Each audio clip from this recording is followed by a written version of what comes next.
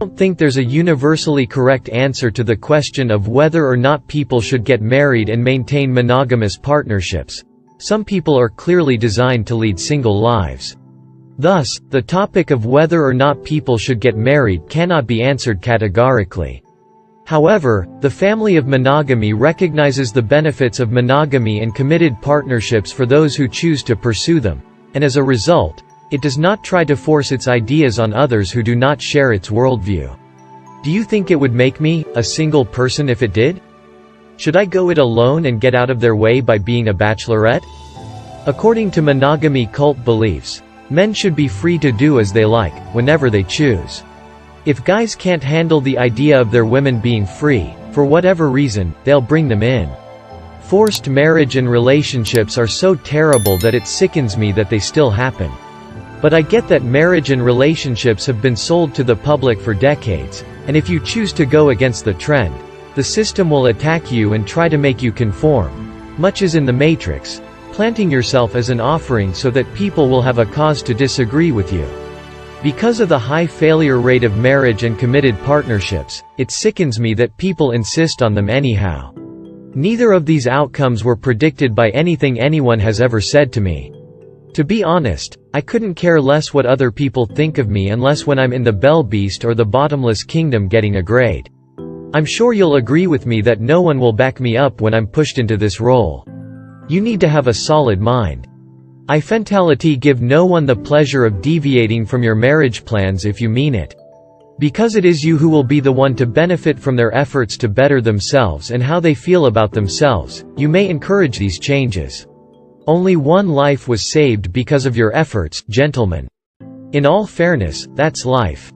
In the year 2022, I am not a fair person. Do you want the independence that comes from not having to be on top? To a greater extent, and for no particularly thoughtful reason, males report being happier than women. Happiness. I'd like you all to consider the importance of families. Your kids, in particular. Your offspring, in addition to their husbands and wives, have provided financial backing, and they will see to it that the job is finished. They saw and understood that you were taking precautions to keep them safe, and they went above and beyond to repay you. Having a family virtually ensures that you will always have unconditional love from everyone around you. You, like many other guys who opt to remain single and childless, probably discover very soon that not having to cope with family and societal expectations of your capacity to work your fingers to the bone remove a lot of strain. Having the responsibility to keep working and providing for oneself till old age has brought them both happiness and relief. Family members fail to show him the appreciation he deserves for all he has done for them. It's unfortunate that there are males who opt out of social isolation and sadness by taking a different road. This is because the general populace doesn't think this is the best use of their time and energy, and really couldn't care less as long as the rent is paid and they can eat. Some children in this precarious society see their fathers as little more than a source of financial support.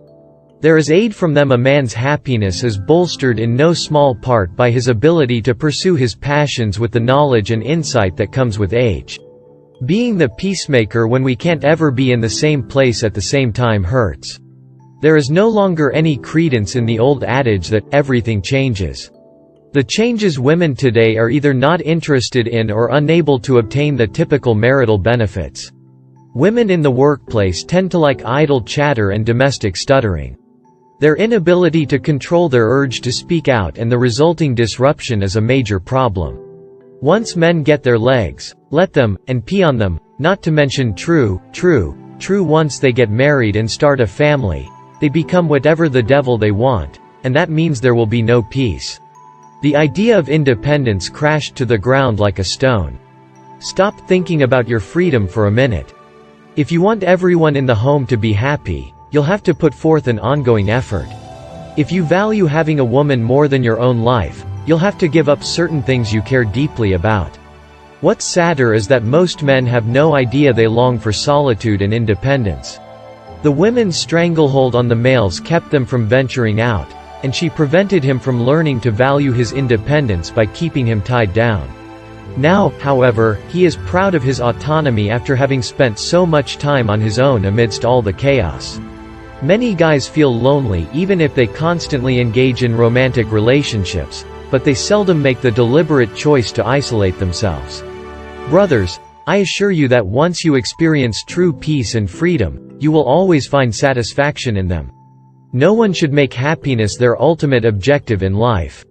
In the end, all you'll have to show for your efforts in searching for happiness are transitory, momentary feelings and sentiments. Since the average level of happiness is the target for everyone, it's wise to prepare yourself for a life that is, for the most part, boring and uneventful. The pursuit of happiness is a futile pursuit, but I believe that the pursuit of a good level of contentment is not.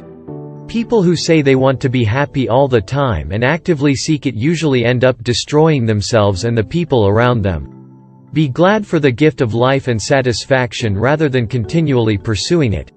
Look at all the sheep who profess they want to be happy all the time and who actively pursue it. Women are an excellent example of how the pursuit of pleasure may backfire, both for the seeker and for those in her immediate circle. If you don't actively pursue happiness, but instead allow yourself to feel delighted when it arises, you'll find that you have more of it in your life.